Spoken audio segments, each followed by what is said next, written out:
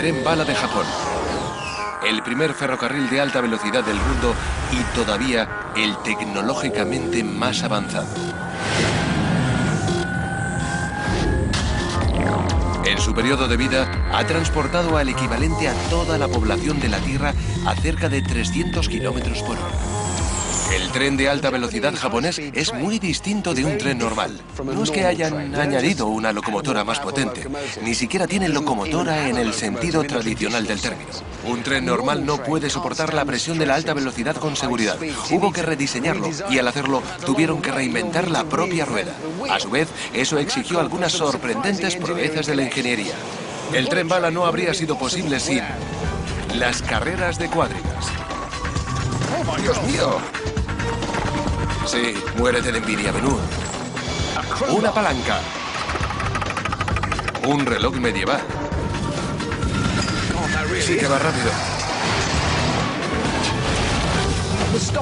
Está claro que la parada va a ser incómoda. Un coche de lujo del siglo XIX. Las ruedas no tienen bastante adherencia para que se mueva. Y el telégrafo eléctrico. ¿Alguna señal de terremoto? Sí, terremoto, ahí va.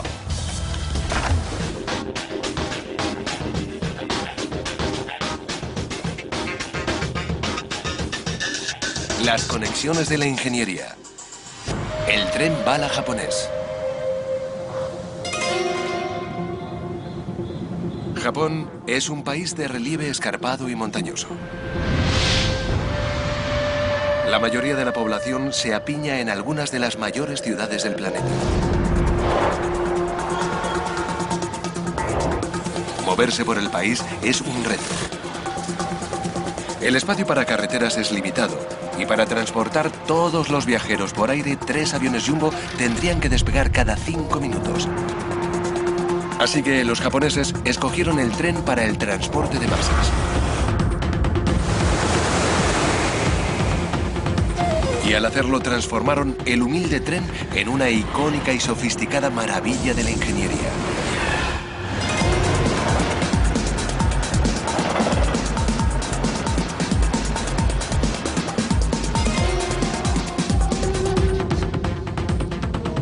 Este es el tren bala N700, el último en una larga estirpe de trenes de alta velocidad pioneros. Incluso parece veloz, y lo es. Puede llegar a los 300 kilómetros por hora en un trayecto normal. Pero si piensa que todo sucede aquí, en la punta, se equivoca. Es mucho más radical que eso. Todo es parte de un sistema diseñado para aunar velocidad, seguridad y comodidad e incluso hacer que el tren se detenga si se produce un terremoto. Es todo un tren. ¿Cómo se transforma un tren normal en un tren bala? Comienza con lo más sencillo. La forma de las ruedas. Uno podría pensar que el único lugar donde un vehículo rodado no tendría ningún problema es sobre una vía recta como esta. Tenemos ruedas, raíles y no hay curvas, de modo que nada podría salir mal. De hecho, todo puede salir mal si las ruedas no tienen la forma correcta. Pueden ser redondas y eso es bueno en una rueda, pero es la parte que entra en contacto con la vía, la que la toca, la que resulta fundamental. Sin la ayuda de un reloj medieval, un tren de alta velocidad simplemente saldría disparado de la vía. No hace falta que se fíen de mi palabra, ya que he traído mi propio vagón a las vías de pruebas de los ferrocarriles Hammond para probar sus ruedas en su primer trayecto. No tiene un gran diseño, ni siquiera posee su propia fuente de energía. Pero eso no importa porque cuento con un potente remolque para arrastrarlo por esta vía recta muerta a velocidades de hasta 80 kilómetros por hora. Por desgracia, los ferrocarriles Hammond no proporcionan comodidades básicas como asientos. Esa es una de las razones por las que no voy a montar en mi cuadriga. La otra razón es que no tiene frenos. Ya dije que era básico, sin embargo, esa barrera de allí abajo provocará una completa y seguramente repentina parada en seco. En la parte buena, tiene de todo lo que tenemos que enseñar para mostrar todo aquello a lo que los ingenieros de trenes de alta velocidad tienen que enfrentarse. Concretamente, le hemos puesto ruedas de tren. Ya sé que son exageradas, pero igual que las de los trenes de verdad, son cónicas, anguladas donde descansan sobre la vía. Podrán parecer bastante raras, pero según Paul Allen, un experto en dinámica circular, muestran con claridad lo que le ocurre a un tren normal si viaja a gran velocidad. Además, los ferrocarriles Hammond poseen un rasgo nunca visto antes en los trenes: balones de baloncesto sobre postes que mostrarán el movimiento del vagón. Está haciendo revivir su deportivo V8 de los 70. Allá va.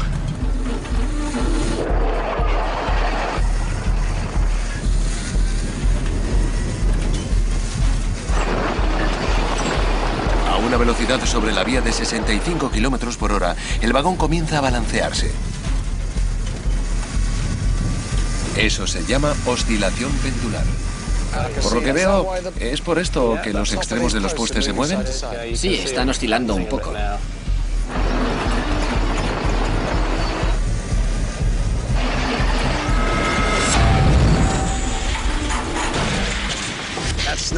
No ha ido nada bien. Qué mal, ¿verdad? Es lo que hay que evitar en un tren de verdad. Pero este problema no afecta solo a ferrocarriles Hammond. Los trenes reales han descarrilado en vías rectas y la fluctuación puede dañar incluso las vías, como esta, en Alemania. El balanceo sobre una vía totalmente recta es culpa de las ruedas cónicas. Así que no parece que sean una buena idea.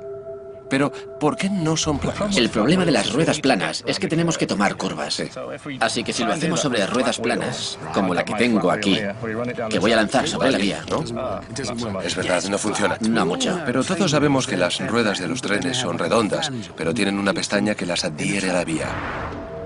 Las pestañas son las piezas de metal que sobresalen sobre los bordes de las vías. Podemos ponerles pestañas, pero el problema es que entonces las ruedas solo tomarían las curvas guiadas por las pestañas, que desgastarían los bordes de las vías y acabarían mal lográndose. Va rápido. Sí, muy rápido. Así que volvemos a las ruedas cónicas. A algún tipo inteligente se le ocurrió que si poníamos aristas cónicas podríamos tomar las curvas. Adelante. A alguien se le ocurrió esto. Ya va. Sale, ahora llega a la curva y es porque funciona. Funciona. Es por la forma. Sí, que toma la curva. Un cono que gira por uno de sus lados describe un círculo y las ruedas de los trenes usan el mismo principio. Cuando toma una curva, el tren sale despedido y la rueda exterior aumenta de tamaño, haciendo una especie de cono que hace virar al tren. Pero puesto que las ruedas cónicas pueden cambiar de tamaño, pueden provocar inestabilidad en el tren incluso en rectas, causando la oscilación pendular que ya vimos, especialmente a velocidades de tren bala. La solución es un compromiso de ingeniería. Lo que intentamos es que el ángulo del cono nos permita tomar curvas, pero nada más. Entonces habrá una inclinación óptima. Eso es. Para que un tren vaya más rápido. Sí, los trenes de alta velocidad tienen una inclinación o una conicidad muy baja, y los más lentos tienen un grado de conicidad más alto. Así que la pendiente de la rueda de un tren convencional es menor en el tren de alta velocidad. El ángulo es la mitad. Cada rueda está hecha con precisión para el ángulo perfecto. Y lo que es bueno para el tren bala también lo será para el Hammond. Voy a cambiar mis ruedas cónicas por otras más planas.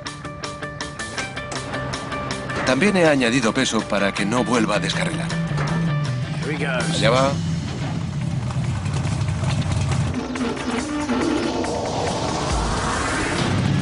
Lo que estamos intentando es que vaya estable.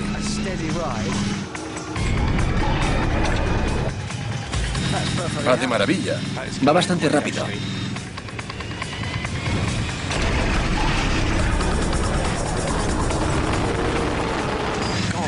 Dios mío, sí que va rápido. Está claro que la parada va a ser incómoda, o lo sería en circunstancias reales. Las ruedas más planas eliminan la oscilación pendular. Fíjense en lo estables que están los balones de baloncesto. Mi vagón viaja recto y directo sobre la vía, lo que significa que puedo ir muy deprisa. Pero no me acerco ni de lejos a la velocidad del tren bala. Para esas velocidades, los ingenieros no podían recurrir solo a ruedas planas para evitar la oscilación pendular. Necesitaban una solución en dos partes, la segunda de las cuales se halla en el corazón de un reloj medieval.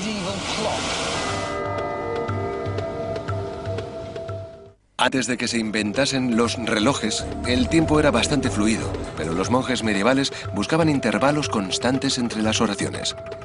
Necesitaban relojes precisos. Y esa plegaria fue atendida alrededor de mediados del siglo XV con la invención de un nuevo reloj. El dispositivo que transformó la relojería, la vida monástica e incluso el tren bala fue esto, el muelle espiral. Este reloj tiene uno dentro. Si lo haces girar, se enrosca y se cierra cada vez más. Así almacena energía. Después, cuando se desenrosca, poco a poco libera esa energía que se usa para mover los engranajes que hacen girar las manillas y nos dicen la hora. Con unos pequeños ajustes, este motor orológico progresó hasta resolver el problema de la oscilación pendular del tren bala. Porque los muelles espirales también sirven para los sistemas de suspensión. Al estirarse y comprimirse, reducen el impacto de los baches, como descubrieron los mecánicos de coches a principios del siglo XX. Y los ingenieros de trenes adoptaron esa idea. De hecho, los muelles espirales son especialmente buenos para los trenes porque no solo absorben los movimientos ascendentes y descendentes, sino también las oscilaciones laterales. En el tren bala, el muelle absorbe la energía de la oscilación pendular. Los más rígidos absorben más y así aminoran los movimientos laterales y el tren no traquetea tanto. Aquí están haciendo trenes de verdad, así que voy a apartarme. Gracias a los monjes puntuales y a unos relojeros ingeniosos, los ingenieros pudieron diseñar una suspensión de tren que evita la oscilación, ese traqueteo a alta velocidad. Con ruedas más planas, el tren se desliza tan recto que guarda una línea casi perfecta con las vías. La fabricación de las ruedas es el comienzo del viaje del tren bala. Y termina así. Un flamante tren bala. Está listo para afrontar su primer trayecto a alta velocidad.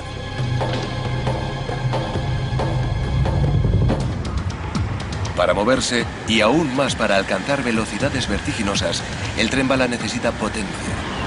Toda la potencia que necesita la obtiene en forma de electricidad a través de los cables aéreos. La conexión entre el cable y el tren es este dispositivo, el pantógrafo. La electricidad fluye a través de esos pocos centímetros cuadrados que tocan el cable y desde allí baja hasta el tren. Para suministrar energía suficiente, los ingenieros tuvieron que elegir entre un flujo eléctrico más rápido o mayor, aumentar el voltaje o potenciar la corriente. En un laboratorio que parece el set de una película de ciencia ficción, Ian Cotton, profesor de la Universidad de Manchester, muestra las exigencias de las grandes corrientes. Ian, descríbeme esto. Supongo que la corriente va a pasar por ahí, ¿no? Sí, tenemos un transformador que lleva la energía desde las baterías al circuito, del que obtenemos la corriente de alta tensión. Entonces vamos a activarlo para ver si funciona. Lo hará. Verás que las cifras del amperímetro suben, lo que indica que hay más corriente en el circuito. ¿Esos son los amperios que fluyen por aquí? Muchos amperios, una gran corriente. Sobrecargan el delgado cable, que se calienta hasta que produce un fallo. Si tienes una corriente muy alta, debes usar un metal muy grueso para dejar que la corriente circule. Para nuestro tren necesitamos algo mucho mayor Desde que luego, esto. tiene que ser muy grande y muy pesado. Para transportar la energía suficiente para el tren bala, los cables aéreos tendrían que ser enormes, más gruesos que el brazo de un hombre y tremendamente caros. Eso es totalmente inviable para líneas férreas de cientos de kilómetros. La única otra forma de dar potencia al tren tiene que ser subir el flujo, el voltaje. Normalmente las líneas férreas llevan entre 1500 y 3000 voltios. Ni de lejos lo que necesita un tren bala, así que los ingenieros subieron hasta 25.000 voltios. Pero con un voltaje tan gigantesco, cualquier cortocircuito entre el cable y el pantógrafo puede ser catastrófico. El pantógrafo tiene una única misión, mantener el contacto con los cables aéreos. Pero esta es una misión bastante importante porque si el contacto se pierde, también se pierde el voltaje, lo que sería un inconveniente. Peor aún, podría dañar el tren. Si el pantógrafo pierde el contacto, produce un arco voltaico. En la seguridad de un laboratorio, un arco voltaico parece muy bonito. ¿Qué es lo que vemos aquí? Es algo denominado escalera de Jacob. Estoy haciendo un arco voltaico que sube. El arco aparece cuando se produce una ruptura en un circuito de alto voltaje. La escalera de Jacob significa que entre los dos polos del circuito hay una brecha. El voltaje es tan alto que convierte el hueco en plasma, aire supercaliente. Tanto que alcanza los 10.000 grados centígrados, lo que hace de los arcos algo muy peligroso. ¿Es ese el arco que buscamos? Exactamente. Eso es lo que pasaría si el pantógrafo se alejase del cable. Este fenómeno se produce en trenes normales, como en este, donde los cables helados están cortando el circuito. Pero cuanto más alto es el voltaje, más problemas de arco. En esta demostración, yo voy a hacer de pantógrafo para ver lo que le ocurre a mi tren de papel cuando se rompe la conexión. Esta es una demostración del lado malo potencial del alto voltaje. Sí, la barra de cobre está a un alto voltaje. Si tocamos el poste y lo alejamos, se crea un arco voltaico. Muy bien. Vamos allá. Y cuando se acerca a algo, ya veo. Ahí está el lado malo. Lo que ha hecho es incendiar mi tren. Y mucho. No es sorprendente que el arco de plasma prenda un tren de papel, pero también puede causar daños a un tren real y a sus cables aéreos.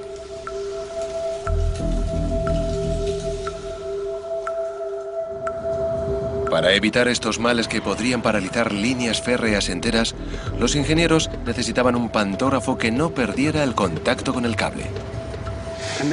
La clave de la solución se halla en esto. Una simple barra, una palanca. Usada correctamente, puede mantener la presión del pantógrafo contra el cable, pase lo que pase. Eso es bueno, porque lo que no queremos es enredar con conexiones peligrosas y entramados eléctricos de inmenso voltaje. Las palancas son herramientas muy sencillas. Es una barra larga como esta que pivota alrededor de un punto de apoyo. Cuanto más larga sea, más peso levanta. Para mover algo pesado como este yunque, necesito una palanca más larga. Esta debería bastar. Lo coloco y bien.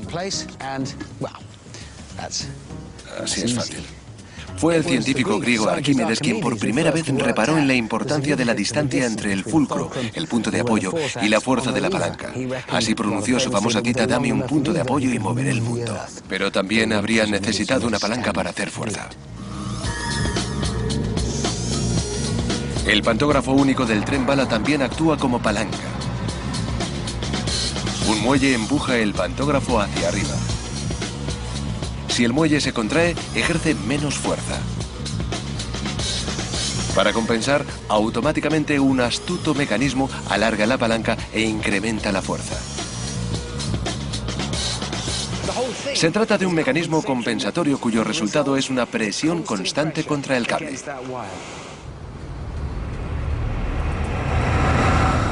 Hasta ahora han sido capaces de mantener el suministro de alto voltaje al tren sin freír los pantógrafos. Con la potencia solucionada, los ingenieros se enfrentaron a su siguiente reto: cómo convertir potencia en velocidad y, en particular, cómo acelerar un tren desde cero. Eso requiere un equilibrio entre potencia y adherencia.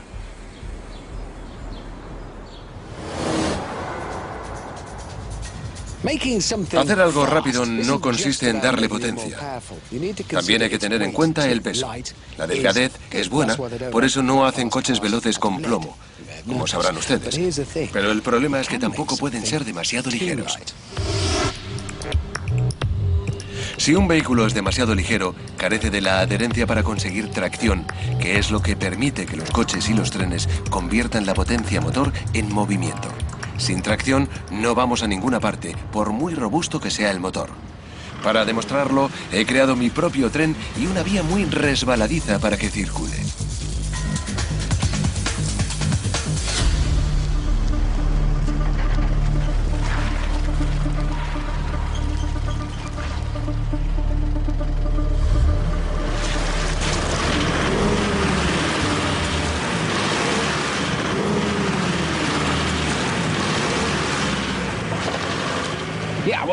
Como creo que pueden ver, no importa la potencia que use ni lo alto que ruja. Le estoy dando mucho gas, pero las ruedas de mi tren no tienen suficiente adherencia para que se mueva. Claro que los trenes de verdad no se mueven sobre circuitos deslizantes, pero también les afecta la falta de tracción. Una forma de mejorar la tracción es aumentar el peso, especialmente si el peso añadido es sobre las ruedas motrices, que en este coche son las traseras. Todo esto significa que todo eso tiene que ir aquí dentro. Así que, adelante, yo me quedaré aquí. Bueno, hemos añadido una media tonelada sobre el eje trasero.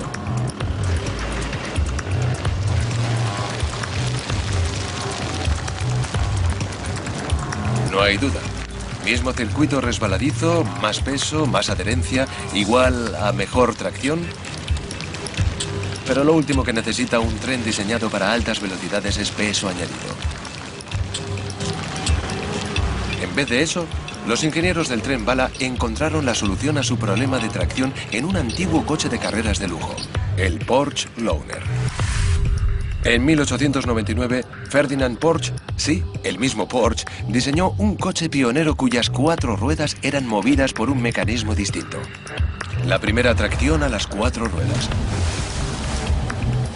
Y como todos los conductores de todoterrenos del mundo saben, con más ruedas motrices se consigue mejor tracción.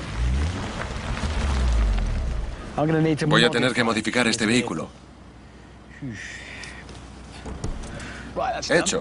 Ahora tiene tracción a las 4. Con esta tracción debería adherirse. Y así es. La tracción a las 4 ruedas conlleva mejor tracción sin peso añadido.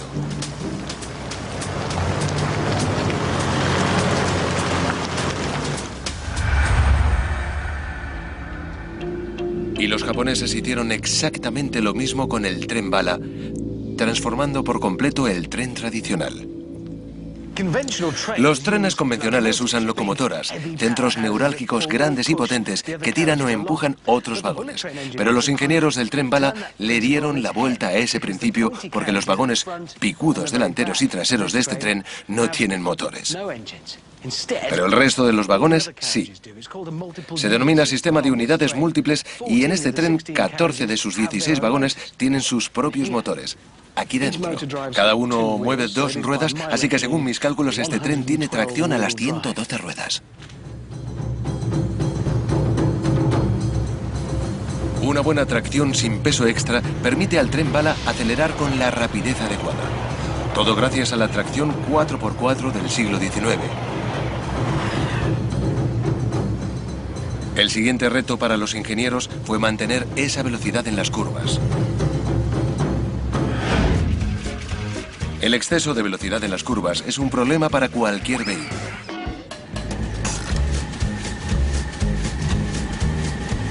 Les presento a Dave.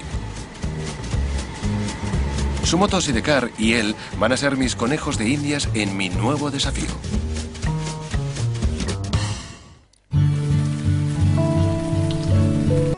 Por cierto, esto no es un sistema extraño para beber en el coche. El agua es parte del experimento. Es ciencia. Arranca. ¿Podrán Dave y las bebidas completar este recorrido en slalom? Llegamos a la primera curva. Ya vamos. Dave y yo vamos por un lado y las bebidas por otro. He perdido las bebidas. No ha habido grandes sorpresas, pero en interés de la ciencia tenemos que verificarlo todo. Y todos sabemos lo que se siente si, al tomar una curva, te ves empujado hacia un lado. Se llama fuerza centrífuga y se debe a que nuestros cuerpos quieren continuar en línea recta, pero el coche o la moto van en otra dirección.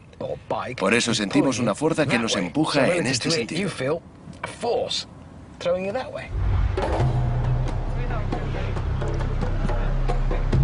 La fuerza centrífuga puede tener consecuencias mortales. En 2005, en Osaka, un tren de cercanías viró demasiado rápido y salió volando de la vía. 107 personas murieron. Por fortuna, los descarrilamientos no son frecuentes, aunque las curvas cerradas y las altas velocidades producen intensas fuerzas centrífugas. Los ingenieros de los trenes bala no querían ralentizar sus trenes. Para solventar el problema, recurrieron a algunos de los primeros vehículos rodados. Las cuadrigas. Los conductores de cuadrigas sabían cómo girar rápido sin salirse de la pista, igual que sus colegas modernos. Esta es una cuadriga moderna, un Scurry, un pequeño landau descubierto, y Jeff Osborne es nuestro Ben-Hur. Y estos son sus ponis, Zig y Zack. ¿Qué voy a hacer? Vas a mantenerlo estable. Pensé que iba a sentarme como un pasajero y que iría leyendo un libro. No vas a leer ningún libro, sino que vas a inclinarte así o así. ¿Y si me equivoco? Volcaremos. Estos aurigas modernos corren en circuitos sinuosos con montones de curvas. Para mantener el Scurry estable, Allison suele sentarse detrás y se inclina en las curvas. Pero hoy voy a hacerlo yo. Más presión. No te sueltes, porque si algún pony se tropieza, saldrás despedido por atrás. Así que 1, 2, a un lado. 1, 2, al otro. En las curvas me inclino todo lo que pueda. Si la rueda se despega, te inclinas más.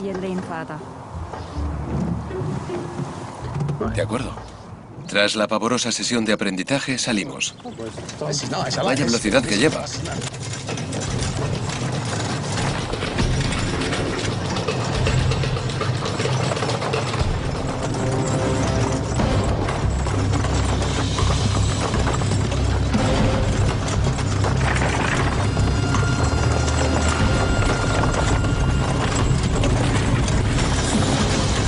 Inclinarse en las curvas reduce la fuerza centrífuga que nos empuja hacia afuera.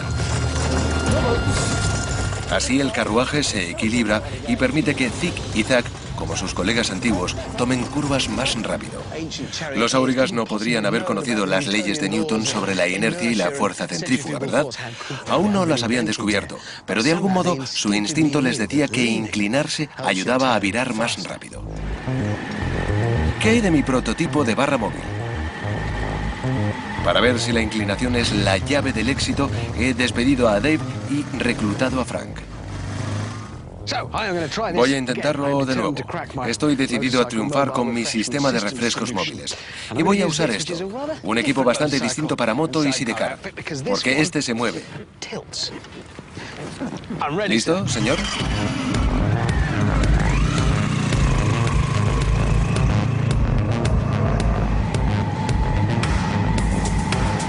Este sidecar se mece instantáneamente y sin esfuerzo al virar, y las bebidas no se mueven de su sitio. ¡Es increíble! Está claro que Ben-Hur habría descubierto algo, aunque estoy seguro de que nunca previó su impacto en el sistema de refrescos móviles.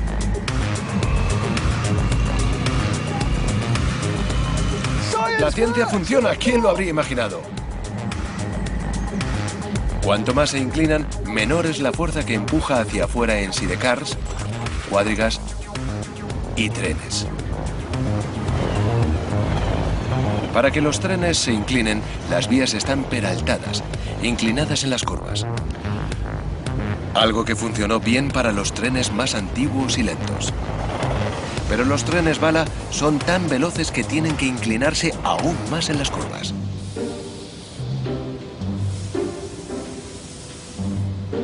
Aquí es donde Ben-Hur acude al rescate. Unos airbags controlados por ordenador en cada vagón hacen que todo el tren se incline. Cuando toma una curva, cada sección del N700, el último tren bala, se mete independientemente en el momento adecuado y en el grado justo. En un tren bala de verdad, el efecto es bastante patente, o mejor dicho, no lo es. Y ese es el objetivo, porque ahora mismo, a juzgar por la borrosidad de las imágenes a través de las ventanas, vamos a una velocidad problemática para mi T si algo no estuviera controlando la inclinación. De hecho, estoy tan seguro que voy a quitarle la parte de arriba. Esto sería peligroso si no estuviera en un tren tan inteligente. No va a ninguna parte. Se preguntan si Ben-Hur prefería el té o el café. Seguro que le gustaba el café. Gracias a los aurigas, los trenes bala toman las curvas 20 kilómetros más deprisa y los pasajeros llegan siempre a tiempo.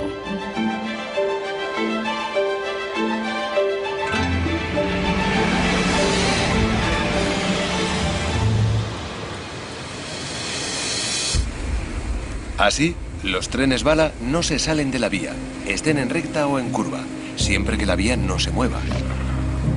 Pero eso no siempre es seguro, al menos aquí. En Japón, todos los trenes se enfrentan a un grave problema: los terremotos. Esta es una de las zonas más sísmicas del planeta. Y el problema sería mucho más grave a alta velocidad, ya que los trenes y los pasajeros podrían sufrir grandes impactos. Diseñar un tren de alta velocidad que no descarrile durante un terremoto debe haber sido un gran reto para los ingenieros. Japón sufre unos 900 terremotos al año. En 1995, un gran temblor destruyó la ciudad de Kobe, matando a más de 6.000 personas.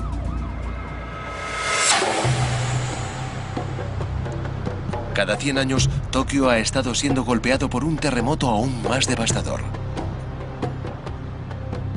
Y ahora estamos esperando el próximo que, basándonos en el pasado, podría producirse en cualquier momento. Como no, lo que más preocupa a los ingenieros es que el mismo terremoto que derrumba edificios altos y resquebraja carreteras haga descarrilar a los trenes. Es bueno saber que gracias al telégrafo eléctrico existe un sistema para proteger a los pasajeros del tren bala. Ahora voy a volver a leer mis instrucciones en caso de terremoto, solo para asegurarme. Busque cobijo bajo una mesa. Es de cristal. Ninguna mesa va a protegerme si el tren en el que viajo descarrila a casi 300 kilómetros por hora. Los ingenieros necesitaban un sistema de aviso para ralentizar los trenes. Así que diseñaron el primer sistema de avisos de terremotos del mundo. El objetivo era alertar a los ingenieros antes del terremoto, aunque en la práctica esto resulta ser un problema. El sistema de avisos de terremotos es tan bueno como lo sean los detectores de temblores o sismógrafos.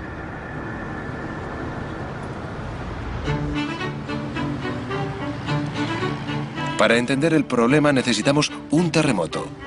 En Inglaterra uno puede esperar sentado a que aparezca uno. Pero según el experto en terremotos Hugh Hunt, un lago y un gran peso pueden replicar los elementos principales de un seísmo. Una precaria torre de piezas de madera desempeñará el papel de víctima. Hugh, he montado todo lo que pediste. Estamos en una barca en medio de un pequeño lago y allí hay una excavadora que lleva un gran peso. Podemos simular un terremoto si dejamos caer todo ese metal dentro del agua, creando una onda. Un terremoto crea ondas sobre el suelo. Hugh ha creado un sistema que me avisa de los terremotos antes de que se produzcan para que pueda proteger la torre. Todo depende de esto.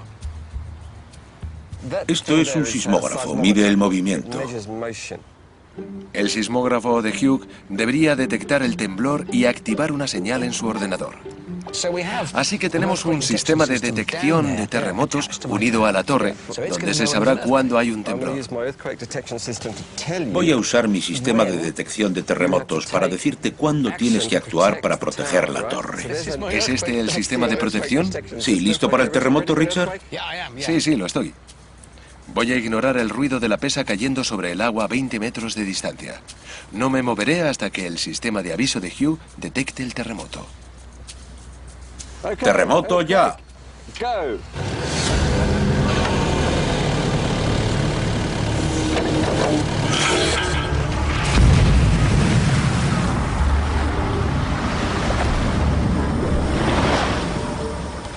¿Alguna señal de terremoto? ¡Terremoto! Sí, ahí va.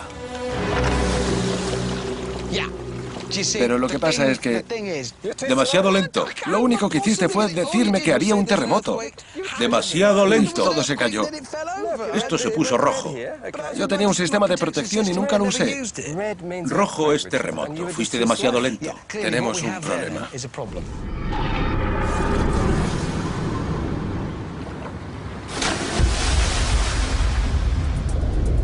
El sistema de Hugh solo detecta un terremoto cuando ya se ha producido. No es un sistema de aviso de antemano y no sirve de mucho. Por suerte para nuestro tren bala, los terremotos no son tan taimados como este. De hecho, anuncian su llegada mediante pequeñas y raudas ondas. Hace más de 100 años, descubrieron que hay dos tipos de ondas. La primaria, u onda P, y la secundaria, llamada onda S. Las ondas S son más lentas y destructivas, capaces de derrumbar ciudades y torres flotantes. Son las que detectó el sismógrafo de Hugh, pero demasiado tarde para ser un aviso útil. La clave del aviso de antemano es detectar las ondas P más rápidas. Pero por desgracia, las ondas P son mucho menores que las S. Necesitamos un sismógrafo más sensible. Y para eso necesitamos electroimanes usados por primera vez en el telégrafo eléctrico allá por 1837. Este es un modelo funcional de un aparato que seguramente representa el primer uso de la electricidad para cualquier cosa. Se trata de una máquina utilizada para la comunicación entre estaciones de ferrocarril. Su rasgo fundamental es el electromagnetismo.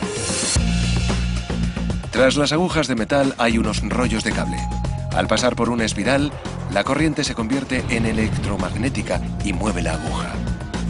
Si invertimos la corriente, la aguja se mueve en dirección contraria. Si hago pasar una corriente por la espiral, la aguja se mueve. Y si cambio el sentido de la corriente, la polaridad se invierte y la aguja se mueve en sentido opuesto. Así que lo único que necesitaban era un alfabeto, de modo que si quería una H, la señalaba. Y lo mismo con la I, o con la K, o con la E, para la que había que mover ambas agujas. No tiene todas las letras, solo 20. Es un antiguo alfabeto inglés abreviado. 150 años después, el telégrafo eléctrico ha dado paso a los teléfonos móviles y a Internet. Pero los electroimanes siguen siendo muy útiles. Es obvio que esto no es un telégrafo, sino una grúa muy grande. Pero lo importante es que hay un electroimán.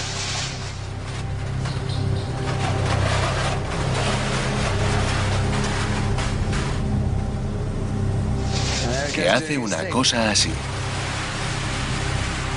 Se trata de un imán que puede activarse y desactivarse pulsando un botón. De pronto ya no es un imán. Pero las cosas no son siempre tan sencillas, porque puede ser una cuestión de grado. Puede ser más o menos potente. Se puede variar la capacidad de la grúa. Corriente pequeña, imán débil, menos peso. Si aumentamos la corriente, la grúa puede con mayores cantidades de metal. Pero eso no es todo. Los cambios electromagnéticos se pueden medir con gran precisión.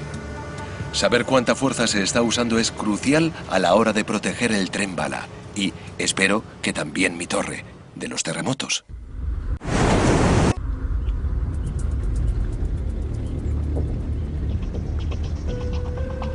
Regreso al lago, donde voy a poner al día mi sistema de avisos de terremotos.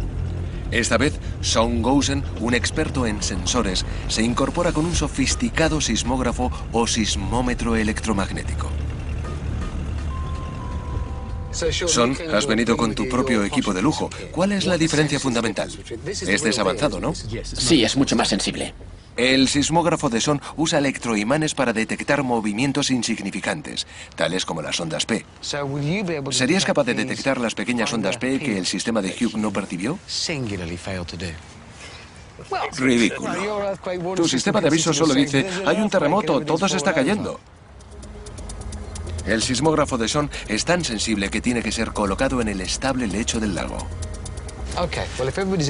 Si todo está en su lugar, ¿podemos probarlo? Prometo no mirar. Esperaré hasta recibir el aviso. Vamos a comparar nuestros sistemas. ¿Listo para un terremoto? ¡Ya!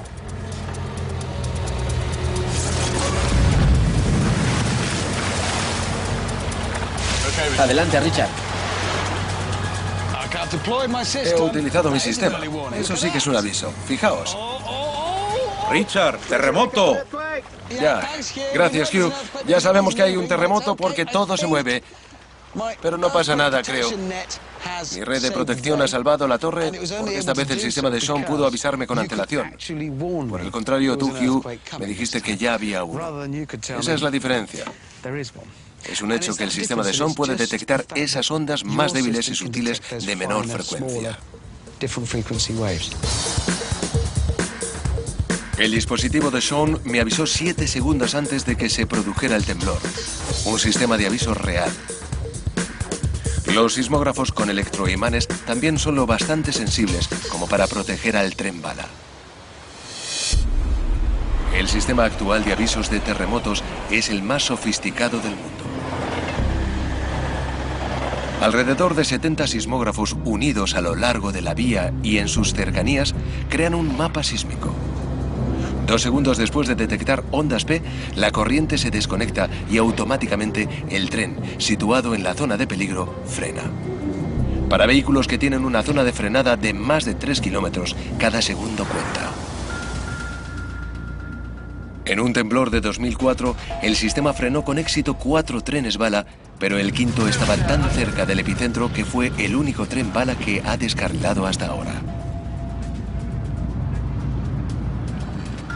En su constante búsqueda de la perfección, desde entonces los ingenieros han ideado un sistema antidescarrilamiento más avanzado. Es una de esas soluciones sencillas pero eficaces. Han añadido un raíl a cada lado para que, en caso de que el tren se vea sorprendido demasiado cerca del epicentro de un terremoto, el sistema detecte las ondas P y avise al conductor a tiempo para que pare. Esto lo mantendrá en su sitio. Incluso si el suelo sufre sacudidas violentas, las ruedas siguen en su sitio gracias a los raíles adicionales. Como con todas las partes del tren bala, ha superado pruebas exhaustivas. Para saber si su idea funcionaba, los ingenieros construyeron una maqueta. La verdad es que la vía no es muy larga, pero esta maqueta cumple un objetivo muy específico. Es una réplica a escala 1:5 y posee un rasgo que seguramente la mayoría de los aficionados a las maquetas de trenes no tienen en casa: un simulador de terremotos. La pestaña de las ruedas se asienta entre los 2 raíles, así que ni siquiera los temblores más violentos pueden sacar al tren de su curso. Los raíles especiales están siendo incorporados a más y más tramos de la red. Es un tren realmente asombroso.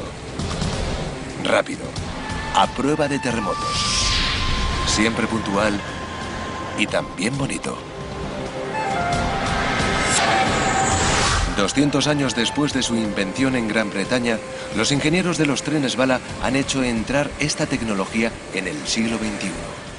La tecnología de los trenes bala está siendo exportada a todo el mundo, incluso a Gran Bretaña. El tren bala ha inaugurado una nueva era global para los trenes. China y los Estados Unidos están proyectando redes de trenes de alta velocidad. Este extraordinario y revolucionario tren no habría existido sin las carreras de cuadrigas. ¡Oh, Dios mío! Una palanca. Un reloj medieval. Sí que va rápido. Está claro que la parada va a ser incómoda. Un coche de lujo del siglo XIX. Las ruedas no tienen bastante adherencia para que se mueva. Y el telégrafo eléctrico.